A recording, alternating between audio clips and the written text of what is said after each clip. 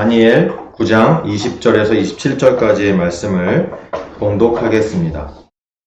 내가 이같이 말하여 기도하며 내 죄와 내 백성 이스라엘의 죄를 자복하고 내 하나님의 거룩한 산을 위하여 내 하나님 여호와 앞에 간구할 때 곧 내가 기도할 때에 이전에 환상 중에 본 그 사람 가브리엘이 빨리 날아서 저녁 제사를 드릴 때쯤에 내게 이르더니 내게 가르치며 내게 말하여 이르되 다니엘아 내가 이제 내게 지혜와 총명을 주려고 왔느니라.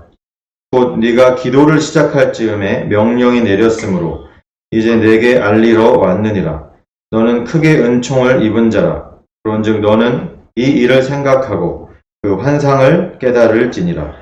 내 백성과 내 거룩한 성을 위하여 이른 이레를 기한으로 정하였나니 허물이 그치며 죄가 끝나며 죄악이 용서되며 영원한 의가 드러나며 환상과 예언이 응하며 또 지극히 거룩한 이가 기름 부음을 받으리라. 그러므로 너는 깨달아 알지니라. 예루살렘을 중건하라는 영이 날 때부터 기름 부음을 받은 자 곧 왕이 일어나기까지 7 이레와 62 이레가 지날 것이요. 그 곤란한 동안에 성이 중건되어 광장과 거리가 세워질 것이며 62 이레 후에 기름 부음을 받은 자가 끊어져 없어질 것이며 장차 한 왕의 백성이 와서 그 성읍과 성소를 무너뜨리려니와 그의 마지막은 홍수의 휩쓸림 같을 것이며 또 끝까지 전쟁이 있으리니 황폐할 것이 작정되었느니라. 그가 장차 많은 사람들과 더불어 한 이레 동안의 언약을 굳게 맺고 그가 그 이레의 절반에 제사와 예물을 금지할 것이며 또 포악하여 가증한 것이 날개를 의지하여 설 것이며 또 이미 정한 종말까지 진노가 황폐하게 하는 자에게 쏟아지리라 하였느니라 하니라. 하나님의 말씀입니다. 아멘.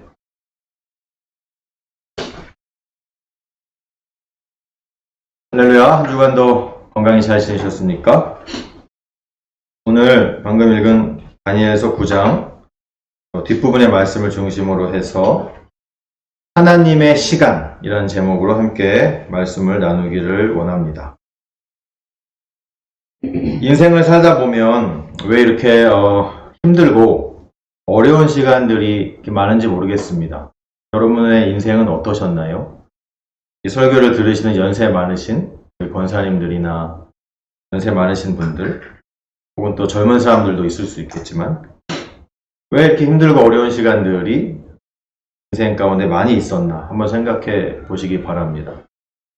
왜 나의 인생은 고난의 연속일까? 평탄한 날이 별로 없나? 이렇게 생각이 들기도 합니다. 아닙니까? 나만 그렇은 겁니까? 나만? 아니면은 우리가 흔히들 왜 내 인생만 이러나 이렇게 생각을 하지만 사실 다른 사람의 인생을 우리가 속속들이 들여다보면 별 차이가 없는 그런 인생, 별 차이가 없는 힘들고 어려운 삶을 살았음을 우리가 알 수가 있습니다. 고진감래라는 말이 있습니다. 고통이 지나고 나면 행복의 시간이 찾아와야 되는데 흔히들 그런 말을 쓰는데 왜 유독 나에게는 고진감래는커녕 계속 힘들고 어려운 시간의 연속일까? 라고 생각될 때가 있습니다. 과연 하나님은 언제쯤 나에게도 기쁨과 행복의 시간을 허락하실 것인가? 나를 향한 하나님의 계획은 무엇이고 또 우리 가족을 향한 또 우리의 자녀들을 향한 하나님의 계획은 도대체 무엇일까? 하나님이 계획은 갖고 계신 것일까? 하나님의 시간표가 있는 것인가? 이렇게 생각이 들 때가 있습니다. 도대체 하나님의 뜻대로 계획대로 제대로 내가 인생을 살아가고 있고 또 우리 가정이 그렇게 나아가고 있는 것인가? 그런 생각이 들 때가 있습니다. 오늘 우리가 다니엘서 9장 뒷부분의 말씀을 읽었는데 오늘 본문의 다니엘은 이렇게 이해하기가 어렵고 또 신비 속에 갇혀 있는 하나님의 그 계획, 하나님의 그 시간에 대해서 오늘 다니엘은 그것을 잠깐 천사 가브리엘을 통하여서 엿볼 수 있는 시간을 경험하게 됩니다. 그런데 우리가 좀 전에 본문을 읽었지만 천사 가브리엘이 하나님의 계획에 대해서 설명을 해 주었지만 사실 여전히 이해하기가 어려운 말씀임을 우리가 알 수가 있습니다. 아마 다니엘은 이해를 못했을 것이라고 저는 생각을 하고 있습니다. 왜냐하면 우리가 지금 오늘 다니엘서 9장인데 다니엘서 7장, 8장에 나온 환상과 계시의 말씀들을 다니엘이 잘 이해를 하지 못했습니다. 그래서 오늘 9장에 나오는 이 가브리엘 천사가 하나님의 시간에 대해서 얘기하는 것은 더 어려운 얘기이기 때문에 사실 이해하지 못했을 것이다 라고 생각을 하고 있습니다. 사실 오늘 우리가 읽은 다니엘서 9장 말씀은 구약 성경에서 해석이 가장 어려운 부분 중에 하나입니다. 그래서 정확한 해석은 없습니다. 현존하지 않고 수많은 성경학자들이나 몇몇 목사님들, 심지어 이단 목사들, 이단 교회들까지도 자기 맘대로 자의적으로 맘대로 해석을 하여 성도들에게 가르치고 있는 것이 이 부분이고, 사실 이것을 우리가 이해하기는 어렵고, 그렇다고 한 가지를 우리가 지지하여서 이것이 맞다라고 고집하는 것은 상당히 위험한 그런 것이 오늘 본문의 말씀입니다. 오늘 우리가 9장 전체를 다 읽진 않았는데 앞부분에 보면 다리오 왕 시대에, 그러니까 이미 바벨론은 멸망을 했죠. 바벨론은 멸망을 하고 다리오라는 왕이 메대 나라의 왕으로 처음 이제 세움을 받던 때에 그 원년에 다니엘이 예레미야서죠. 예레미야서 두루마리로 된 예레미야 두루마리 성경을 읽다가 깨닫게 됩니다. 뭘 깨닫게 되냐 하면 예루살렘의 황폐함이 70년 만에 그칠 것이다 라는 것을 예레미야서를 통하여 다니엘이 깨닫게 된다. 그 얘기가 앞에 나와요. 그래서 이제 포로 생활을 하나님이 우리에게 주셨는데 그거 70년 만에 끝나는 것이구나 라고 깨닫게 돼요. 실제로 이 70년이라는 포로 생활의 예언은 정확히 성취되었어요. 그래서 다니엘이 바벨론이 예루살렘을 침공하여 멸망시킬 때 첫 번째로 포로로 잡혀갔던 사람들 중에 하나였어요. 다니엘이 어린 나이에 잡혀갔습니다. 아마도 10대, 티네이지 때, 청소년기에 잡혀가가지고 느부갓네살의 왕궁 그 학교에 고등학교를 다녔다고 제가 예전에 설교했잖아요. 기억나시죠? 그래서 10대에 잡혀갔어요. 근데 지금은 완전히 포로 할아버지란 말이에요. 그래서 그렇게 다니엘이 1차로 포로로 잡혀갔던 시대에 같이 잡혀갔던 포로였어요. 그때부터 나중에 이제 고레스라는 왕이 나중에 또 생기게 되는데, 고레스라는 왕, 지금은 아직 다리오 때는 없고 다리오 이후에 메데가 망하고 페르시아 바사가 등장하면서 그 왕 고레스 때 이제 수룹바벨을 중심으로 해서 예루살렘으로 돌아가라, 성전을 재건하라 라는 명령이 떨어집니다. 다니엘이 처음 포로로 잡힐 때, 다니엘은 이제 70년 동안에 이게 이제 곧 없어질 거구나, 이 포로 기간이 깨닫게 됐고, 후에 고레스 왕 때에 정말로 그런 명령이 떨어집니다.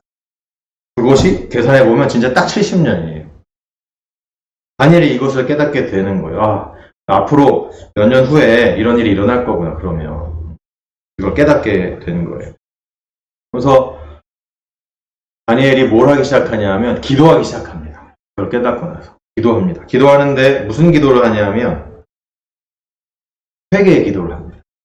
하나님, 제가 죄인입니다. 하나님, 우리 이스라엘 민족이 하나님 앞에 불순종하여 범죄하였습니다.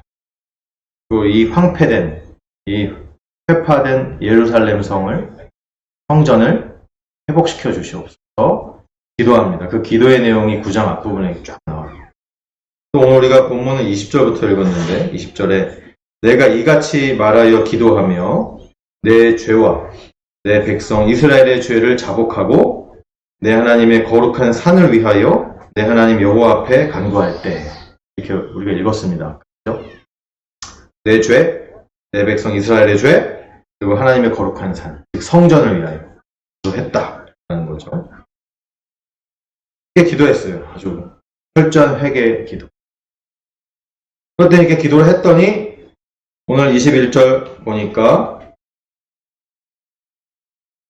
천사 가브리엘이 빨리 날아서 내가 저녁 제사를 드릴 때쯤에 나한테 이르렀다. 이렇게 또 이렇게 환상 같은 이야기를 하고 있는 것이죠. 그러면서 그 천사 가브리엘이 자기한테 하는 얘기를 기록을 하고 있어요. 다니엘아, 내가 이제 너에게 지혜와 총명을 주려고 왔다.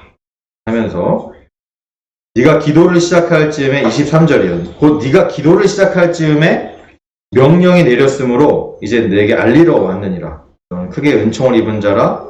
그런즉 너는 이 일을 생각하고 그 환상을 깨달을지니라. 이렇게 천사 가브리엘이 얘기를 하는 거예요. 근데 오늘 23절에 보면 네가 기도를 시작할 즈음에 명령이 내렸다. 이런 얘기를 가브리엘이 하고 있어요.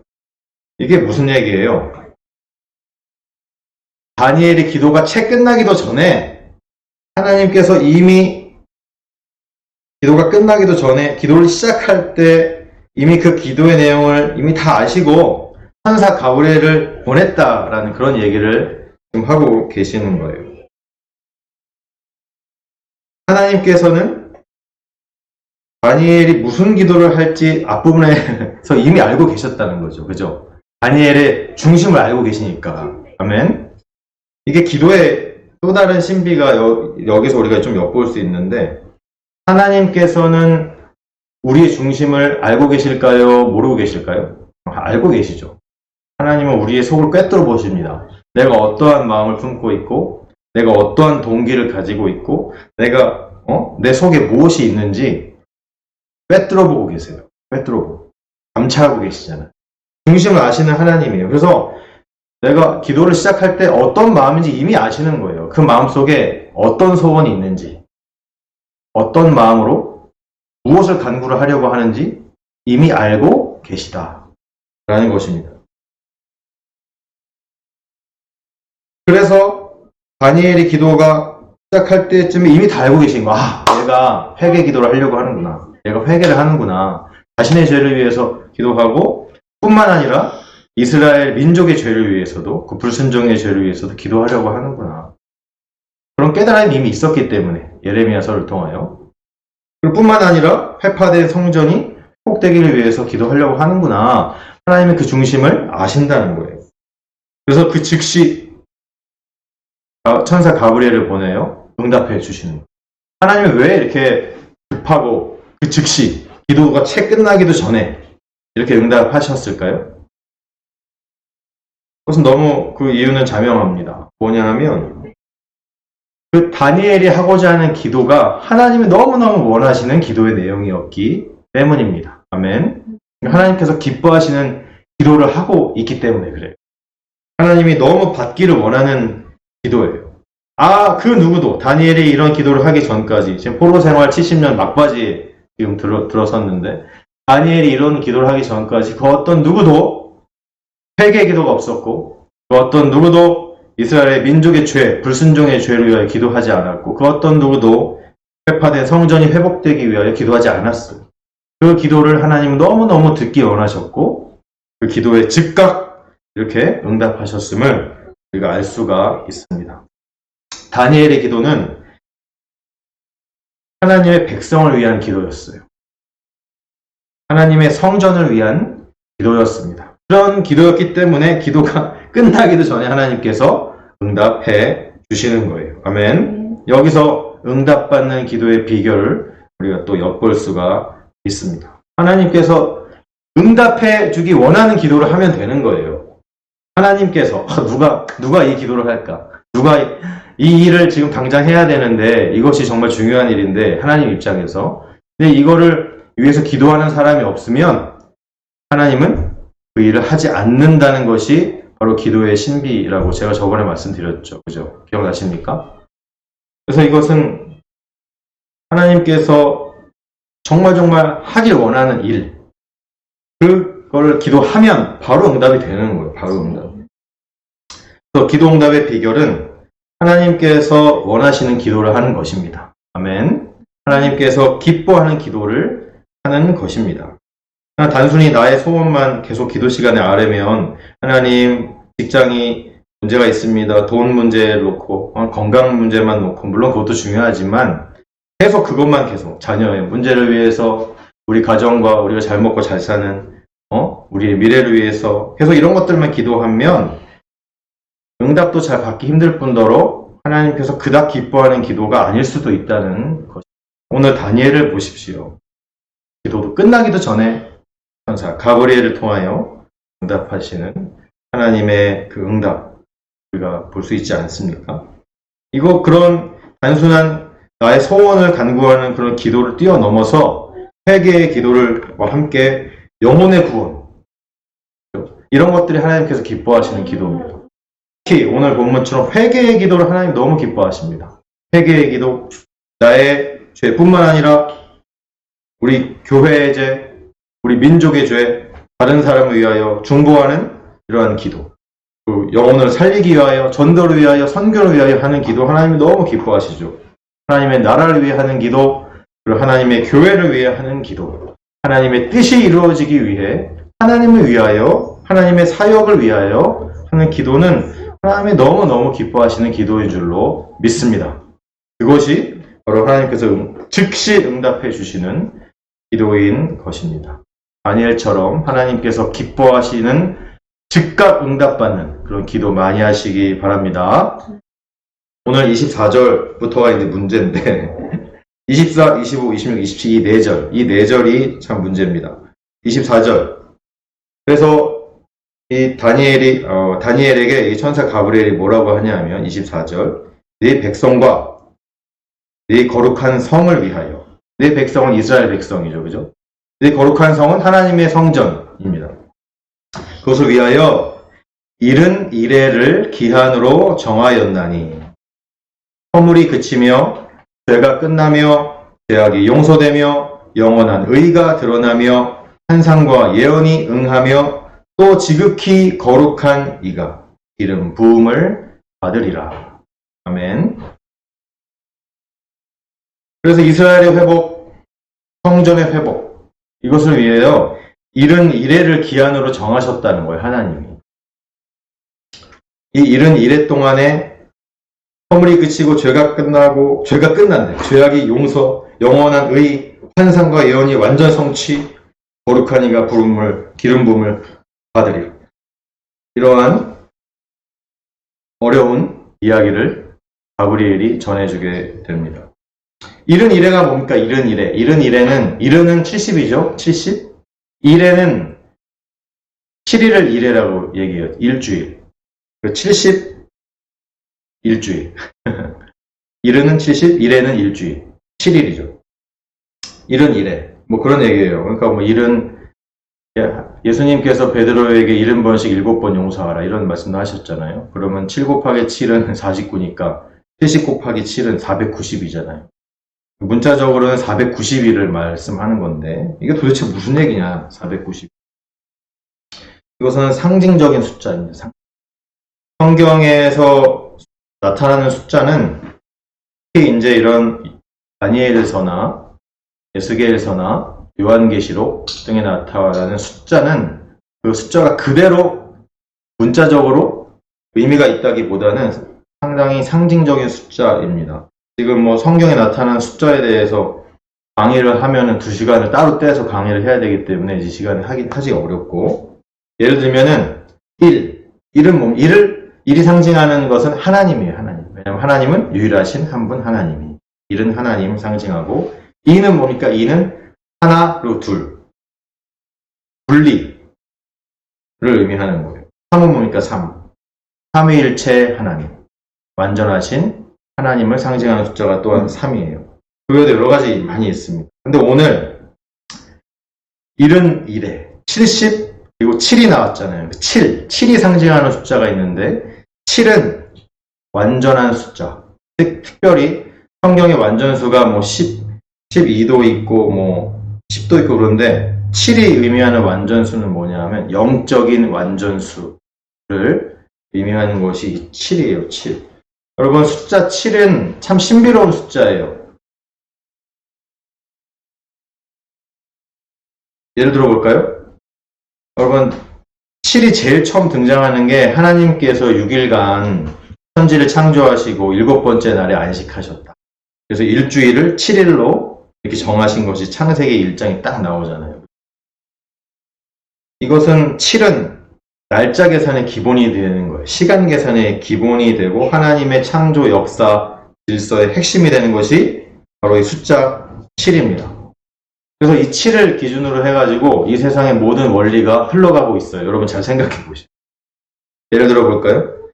대부분의 모든 동물의 임신기간이 7의 배수로 되어 있습니다. 가장 대표적인 우리 인간이 임신기간이 40주입니다. 40주. 그죠? 40주. 그러면 4, 7에 28, 280일이에요. 그리고 여러분 잘 아는 개는 9주. 7의 배수로 되어 있고, 고양이나 이런 것도 9주예요. 무슨 닭이라든지 꿩이라든지 이런 것들은 3주. 7, 3, 21, 21일 정도. 그런 거예요. 캥거루는 5주. 시라손이 9주. 많아요. 염소나 양이 21주. 사자는 14주예요. 그래서 모든 이 동물의 임신기간이 7의 배수로 되어 있다는 것은 너무너무 놀라운 사실입니다. 그것뿐만이 아니에요.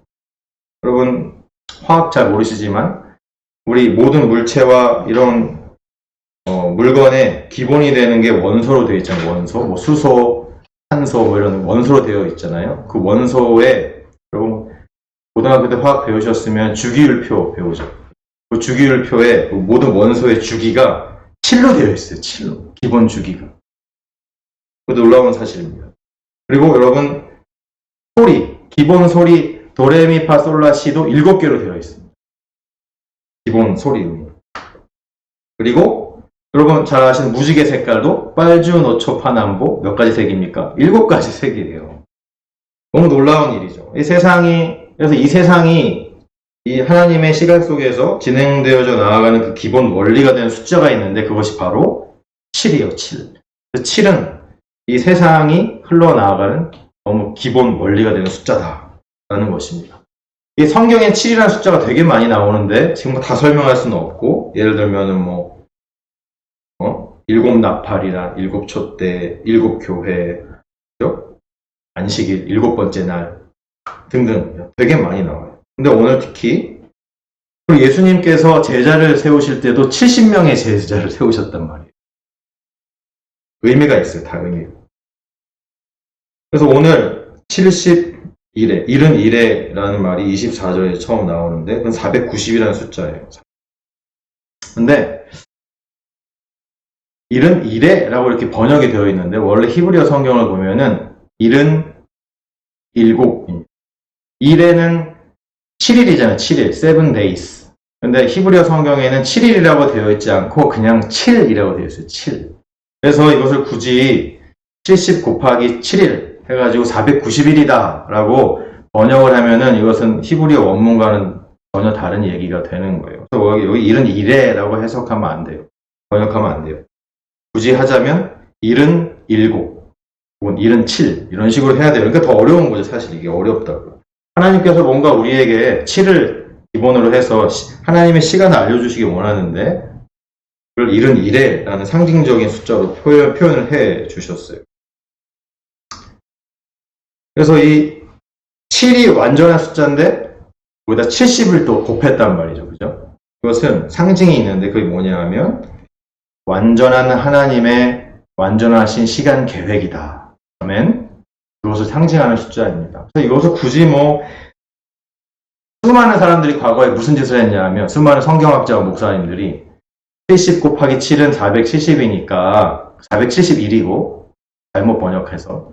그러면 하루를 1년으로 환산을 하는 방법들이 성경에 또 나오거든요. 그래서 이건 490년이다. 이렇게 계산을 해가지고 그것을 막 인위적으로 지난 역사에 막 짜맞추려고 하는 그런 시도들이 많이 있어 왔어요.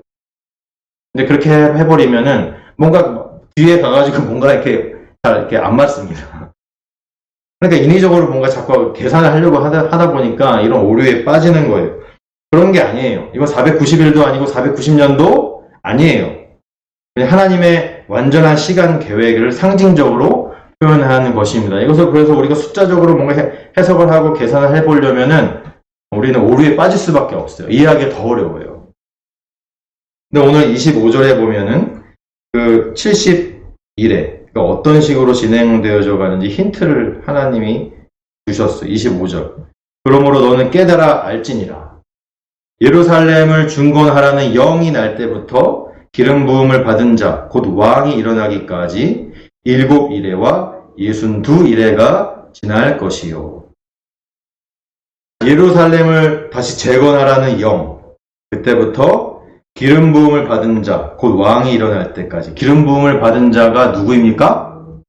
그 왕이 누구입니까? 바로 예수님이에요, 예수님. 그러니까 예루살렘을 재건하라는 그 영, 그리고 예수님이 다시 태어날, 혹은 예수님이 이 땅에 오시는 그때까지 7이레와 62이레가 지날 것이다. 이렇게 말씀해 주셨어요. 7이레는 뭐예요? 아까 71이레가 77이라고 그랬잖아요. 그죠? 7이레는 7이에요. 7. 그러니까 7 곱하기 7. 49예요. 49. 49일이다. 이렇게 해석하면은 번역이 틀렸다고 그랬어요. 49를 얘기하는 거예요. 7일에는 49. 그리고 62일에는 62는 62죠. 62에다가 7을 곱하니까 434를 의미하는 숫자예요. 그래서 이걸 계산하기 시작하면 이제 복잡해지고 어려워집니다. 7일에는 흔히 여러 가지 이게 도대체 뭐냐? 수많은 사람들, 수많은 목사님들, 수많은 성경학자들이 각자 다른 견해가 다 있어요. 그런데 우리가 보편적으로 받아들이는 것은 뭐냐면 7일에는 거기 25절에 분명히 예루살렘을 중건하라는 영이 날 때부터 시작이 되는 거니까 어쨌든 중요한 것은 성전이 재건되는 기간이구나 라는 것을 우리가 알 수가 있어요. 성전이 재건되는 기간. 실제로 과거에 성전이 재건됐죠. 그죠? 수룹바벨의 귀환을 통하여서 그리고 느헤미야의 인도 아래 그죠? 실제로 성전이 재건됐잖아요. 그 다음에 62일에 이것도 뭐 어려운 얘기예요. 62 곱하기 7은 434라고 그랬잖아요. 도대체 이 434가 의미하는 게 뭐냐. 그런데 우리가 한 가지 아는 거 방금 읽었지만 25절에 기름 부음 받은 자, 곧 왕이 일어날 때까지 62일에까지 다 지날 것이다. 얘기했잖아요. 그러면 62일에가 다 지나면 예수님이 오시는구나. 이렇게 우리가 알 수가 있는 것이죠. 쉽게 얘기하면 62일에가 의미하는 기간은 기름 부음을 받은 자이신 예수 그리스도가 오신 때다. 우리가 생각을 할 수는 있어요. 근데 이것을 굳이 막 숫자 계산해서 연도 맞추고 하다 보면은 정확히 맞질 않아요, 또. 애매합니다. 네. 그래서 그렇게 우리가 받아들입니다. 그러면 이제 26절에 그럼 62일의 후에 이런 얘기가 또 나옵니다. 62일의 후에 기름 부음을 받은 자가 끊어져 없어질 것이며 장차 한 왕의 백성이 와서 그 성읍과 성소를 무너뜨리려니와 마지막은 홍수의 휩쓸림 같을 것이며 또 끝까지 전쟁이 있으리니 황폐할 것이 작정되었느니라. 아멘. 이런 또 예언의 말씀이 있습니다. 62일의 후에 이게 언젠지 정확히 알 수 없지만 적어도 62일에가 끝날 때 예수님이 오셨기 때문에 62일의 후에는 방금 나왔잖아요. 기름 부음을 받은 자가 끊어져 없어질 것이라. 예수님이 십자가에 달려 돌아가시고 부활하여 또 승천하여 하나님 품으로 간 그때인가 보다. 이렇게 우리가 예상을 할 수가 있어요. 그런데 장차 한 왕의 백성이 와서 그 성읍과 성소를 무너뜨린대요. 여러분 오늘 지금 71회, 이런 일에 대한 하나님의 계획을 우리가 듣고 있는데, 하나님이 왜 이런 계획표를 지금 말씀해주고 계시냐 하면, 다니엘이 기도를 했기 때문에 그래요. 무슨 기도를 했습니까? 자신의 죄를 회개하고, 이스라엘의 불순종을 회개하고, 성전이 회복되기를 위해서 기도했어요. 그랬더니, 그거에 대한 응답으로 이 71회에 대한 하나님의 계획을 지금 말씀해주고 계신 거예요. 근데 여기에 보면은, 이 하나님의 계시의 핵심이 뭔지 자세히 보니까 결국에는 이 기름 부음 받은 자 예수 그리스도가 등장하고 있는 거예요. 하나님, 회파된 우리 성전을 회복시켜 주십시오. 이렇게 기도했더니 하나님께서 그래, 기름 부음 받은 자가 62일 후에 올 것이다. 이렇게 얘기를 하시는 거예요. 그러면 이게 이해가 가십니까? 우리는 목사님들이 이해가 갑니다. 왜냐하면 예수 그리스도가 이제 성전으로 오셨기 때문이에요. 할렐루야. 과거에 예루살렘에 있었던 그 성전은 더 이상 성전이 아니기 때문에 그래요. 언제부터? 예수님이 오심으로부터. 아멘. 62일에, 여기 62일이라고 되어 있는 그 기간 후에는 성전의 개념이 완전히 바뀝니다. 완전히. 이제는 더 이상 건물, 성전에 하나님이 계시지 않습니다. 그 예루살렘, 지금 예루살렘 예전 다윗의 성전터가 있던 그곳에는 더 이상 하나님이 임재하지 않는다라는 것이에요. 예수 그리스도, 하나님이신 예수 그리스도, 그 이 땅에 오셨기 때문에 예수 그리스도 자신이 성전이 되는 겁니다. 성전의 개념이 완전히 바뀌어요. 그럼 예수님이 계속 계셨습니까? 아니에요. 십자가 달려 돌아가시고 부활하시고 하늘로 올라가셨어요. 그럼 성전이 어떻게 된 겁니까? 끊겼죠. 그럼 성전이 없어진 겁니까? 아니에요. 예수님이 분명히 말씀하셨잖아요. 내가 아버지께로 가면 나를 대신하여 보혜사 성령님이 내려오실 것이다. 아멘. 보혜사 성령님이 이 땅에 내려오셨어요. 사도행전 2장에 오순절날 마가의 다락방에 성령 하나님이 내려오셨어요. 그래서 그 성령 하나님이 지금 어디 계십니까? 그곳이 성전인데 어디 계십니까? 바로 우리의 교회 안에 계시지 않습니까? 아멘. 바로 우리 안에 계시지 않습니까? 아멘. 그래서 오늘 이 다니엘서의 62일의 후에는 성전의 개념이 완전히 바뀌는 거예요. 완전히 바뀌어요. 예수님이 성전이 되고 이제 그 이후에는 우리가 성전이 되는 거예요. 할렐루야. 여기에 하나님의 성전 회복의 계획, 이 72일에 해당하는 하나님의 성전 회복의 계획이 이렇게 나타나게 되는 거예요. 여러분, 예수님의 부활 그리고 승천하신 후에 오늘 26절에 보면은 장차 한 왕이, 백성이 와서 그 성읍과 성소를 무너뜨린대요. 무엇입니까? 예수님의 부활 승천 후에 하나님의 성전인 우리 교회, 하나님의 성전인 우리 그리스도인들의 모임을 이 사탄 마귀의 그 권세가 계속적으로 공격을 해올 것이다 라는 것을 말씀하고 있는 거예요. 장차 한 왕의 백성이 그 성읍과 성소를 무너뜨릴 것이다. 그 성읍과 성소는 이제 우리예요. 우리 교회. 하나님 임재하고 계신 우리의 예배가 바로 하나님의 성소가 되는 것입니다. 근데 끝이 아니에요, 그게. 26절 뒷부분에 보면 그의 마지막은 홍수의 휩쓸림 같을 것이며 또 끝까지 전쟁이 있으리니 황폐할 것이 작정되었느니라. 아멘. 참으로 감사한 것은 그 악한 마귀의 세력은 홍수의 휩쓸림 같이 마지막에 없어지고 끝까지 전쟁도 있고 황폐할 것이 작정이 됐다. 네. 하나님의 계획을 말씀해주고 있습니다. 끝까지 전쟁이 있대요. 끝까지 전쟁이. 여러분, 마지막 세상 끝날까지 예수님 오실 때까지 전쟁이 있대요. 영적 전쟁. 영적 전쟁. 그래서 우리 교회는 마지막까지 이 원수 사탄 마귀와 함께 영적 전쟁을 끝까지 해야 되는 그런 하나님의 계획 안에 있다는 것입니다.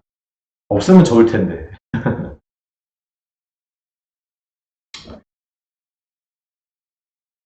마태복음 24장 6절, 7절, 8절에도 제가 2주 전에도 읽어드렸던 것 같은데 예수님이 마지막 때를 말씀하시면서 말씀하셨잖아요. 난리 소문을 듣겠으나 너희는 삼가 두려워하지 말라. 이런 일이 있어야 하되 아직 끝은 아니니라. 이렇게 예수님이 말씀하셨어요. 민족을 나라가 나라를 대적하여 일어나겠고 곳곳에 기근과 지진이 있으리니 이 모든 것은 재난의 시작이니라. 이렇게 예수님께서 마지막 때에 대하여 말씀하셨어요. 이 예순두 일해 후에라는 것은 70일의 이 시간표 안에서 공백의 기간이에요. 예순두 일해 후에. 예순두 일해가 지나고 나면은 아까 처음에 7일에 있었고 그 다음에 예순두 일해 있었잖아요. 그걸 두 개를 합치면 69일해거든요. 69일해 그러면 한 일해가 아직 남았잖아요. 그죠? 69일해가 70일해가 총 합이니까 70일해 중에 69일해 후에 아주 큰 공백 기간이 지금 있어요. 성경을 보면. 이 공백 기간이 상당히 깁니다. 예수님의 부활 승천 후에 지금도 여전히 그 공백 기간을 가지고 왜냐하면 27절을 보니까 그래요. 27절에 보면 마지막 일주일에 대한 얘기가 나옵니다. 마지막 일에. 그가 장차 많은 사람들과 더불어 한 일해 동안의 언약을 굳게 맺고 그가 그 일해의 절반에 제사와 예물을 금지할 것이며 그가 누구예요? 그가 적그리스도입니다. 그 한 왕으로부터 나온 백성. 그가 그 적그리스도가 69일회가 지난 다음에 어떤 시점에 많은 사람들, 우리 많은 그리스도인들과 더불어 한 일해 동안의 언약을 맺는데 한 일해. 마지막 7에 해당하는 겁니다. 구약 성경에는 죄송합니다. 요한계시록에는 이것을 7년 환란으로 이렇게 비유하고 있습니다. 그것이 반드시 7년 동안 일어난다라고 보는 것 또한 잘못입니다. 어쨌든 오늘 7일회가 마지막에 분명히 있다. 마지막 7이 있다. 이렇게 말씀하세요. 그때는 무슨 일이 일어납니까? 그 일의 절반에 그러니까 요한계시록에 나오는 3년 반하고 딱 들어맞는 숫자 개념이죠. 그 일의 절반에 3년 반, 3.5 절반에 제사와 예물을 금지한다.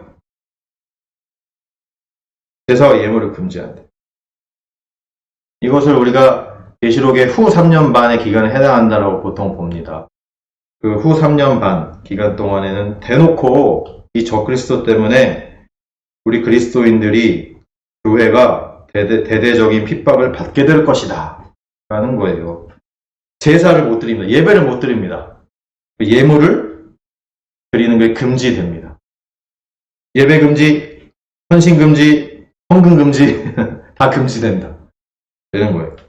여러분 우리 코로나가 터지면서 예배 드리기가 어려운 시대에 살고 있죠. 그죠? 예배를 드리기가 어려워지면서 그리고 인터넷으로 예배를 우리가 이렇게 오래 드리면서 나중에 이제 다시 예배당에서 모이자 해도 그런 교회들이 몇 교회들이 있잖아요. 요즘 성도들이 안 온다는 거예요. 너무 편하니까 집에서 예배 드리는데 예배를 더 안 드리려고 해요. 집에서 예배 드리니까 하나님한테 예물을 드리겠습니까? 집에서 예배 드리는데 헌금 안 하죠. 오늘 딱 말씀대로 그 일의 절반에 제사와 예물을 금지할 것이며 더 어려워지는 거예요. 예배 드리기 싫어. 하나님께 헌금하기 싫어. 헌신은 더더욱 말도 안 되는 이야기. 그런 때가 온다라는 얘기예요. 이미 서서히 오고 있지 않습니까? 그래서 시간이 갈수록 점점 더 하나님과 교회를 위해서 헌신하기 어렵고 예배드리기가 어려운 그런 시대가 온다라는 것입니다. 오늘 본문 마지막이죠. 이게 27절이 뭐라고 돼 있어? 또 포악하여 가증한 것이 날개를 의지하여 설 것이며 또 이미 정한 종말까지 진노가 황폐하게 하는 자에게 쏟아지리라 하였느니라 하니라. 이렇게 오늘 본문이 9장이 마치고 가증한 것이 날개를 의지하여 설 것이래요. 예수님도 말씀하셨죠. 그죠? 마태복음 24장에서. 선지자 다니엘이 말한 바 멸망에 가증한 것이 거룩한 곳에 선 것을 보고 이렇게 말씀하셨잖아요.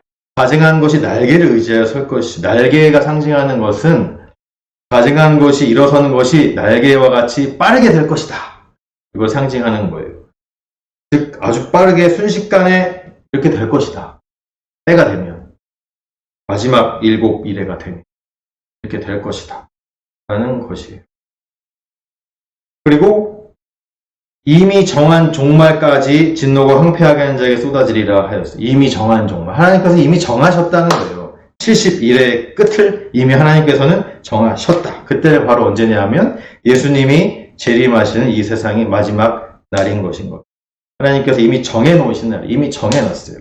그때는 황폐하게 하는 자, 그 적그리스도가 결국에는 최후 심판을 받고 하나님의 진노로 멸망하게 될 것이다. 이렇게 말씀하고 있는 것입니다. 이것이 하나님의 70일의 시간표다 라고 가브리엘이 다니엘에게 말씀해 주고 있는 것입니다. 오늘 적그리스도가 오늘 보면 27장 마지막 절에 뭐라고 표현되어 있냐면 황폐하게 하는 자라고 표현되어 있어요. 정말 그렇죠. 이 적그리스도는 우리의 예배를 황폐하게 할 것입니다. 우리의 기도를 황폐하게 할 것입니다. 우리의 찬양을 황폐하게 할 것입니다. 우리의 믿음을 황폐하게 할 것입니다. 우리의 헌신과 봉사는 황폐하게 될 것입니다. 참 안타까운 일이 아닐 수가 없겠죠. 이 적그리스도의 아버지인 사탄 마귀는 그런 분위기를 이미 잘 만들고 있어요. 그죠? 코로나 이후에 그런 분위기를 잘 만들고 있어요. 근데 오늘 우리가 낙심하지 말아야 될 것, 끝까지 소망을 가져야 할 이유가 뭐냐 하면 오늘 27절 뒤에는 말씀하셨듯이 이미 정한 종말이 있다. 그때가 되면 황폐하게 하는 자 적그리스도는 멸망할 것이다. 아멘. 분명히 하나님의 시간표는 말씀해주고 있습니다. 하나님께서 이미 정해놓으신 이른 이래가 끝나는 그날에는 이 악한 마귀는 적그리스도는 완전히 멸망할 것이다 라는 말씀을 정리를 하기를 원합니다. 오늘 좀 어려운 구약성경의 난제라고 하는 9장의 말씀을 좀 가능하면 쉽게 전하려고 노력을 했습니다. 우리는 인생에서 일어나는 모든 일들을 다 이해할 수 없는 존재입니다. 우리가 어찌 다 알겠습니까?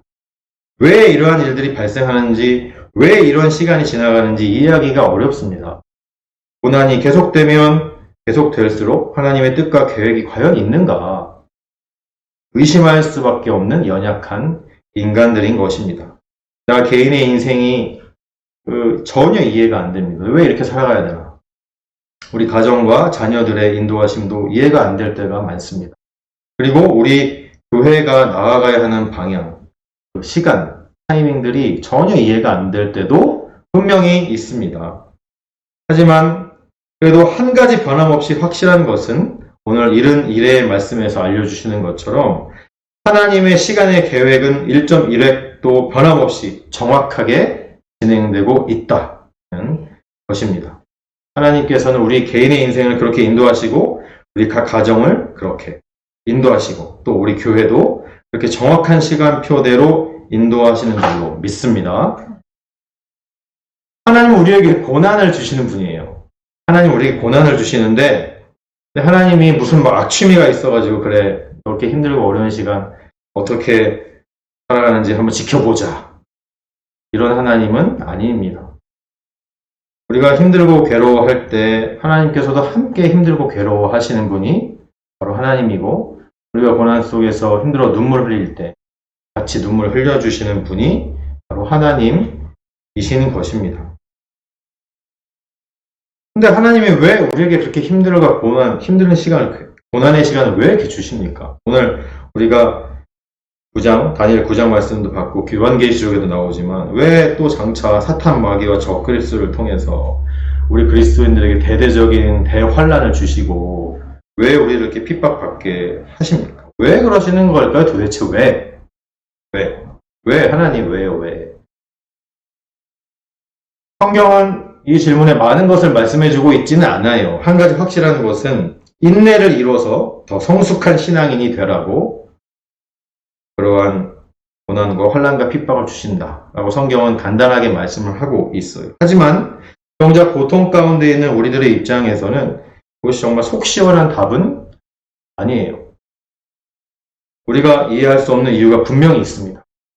그리고 어찌 다 이해하겠습니까? 오늘 가브리엘 천사가 하나님의 이런 일에 대해서 이렇게 친절하게 설명해 줬지만 다니엘은 아무것도 이해하지 못했어요. 하나님만 아시는 이유는 분명히 있다는 것입니다. 사랑하는 성도 여러분, 이렇게 이해할 수 없는 하나님의 완전한 시간표 앞에서 우리가 해야 될 것이 무엇입니까? 오늘 본문의 다니엘은 무릎 꿇고 기도하는 것밖에 할 수가 없었습니다. 이미 다 알고 계신 하나님 앞에 기도로 나아가는 것입니다. 기도로. 그것이 우리가 할 수 있는 유일한 일이고 가장 중요한 것임을 믿으시기 바랍니다. 힘들고 어려울수록 더욱 예수 그리스도를 의지하여 기도로 나아가는 저와 여러분들이 되시길 주님의 이름으로 축원합니다.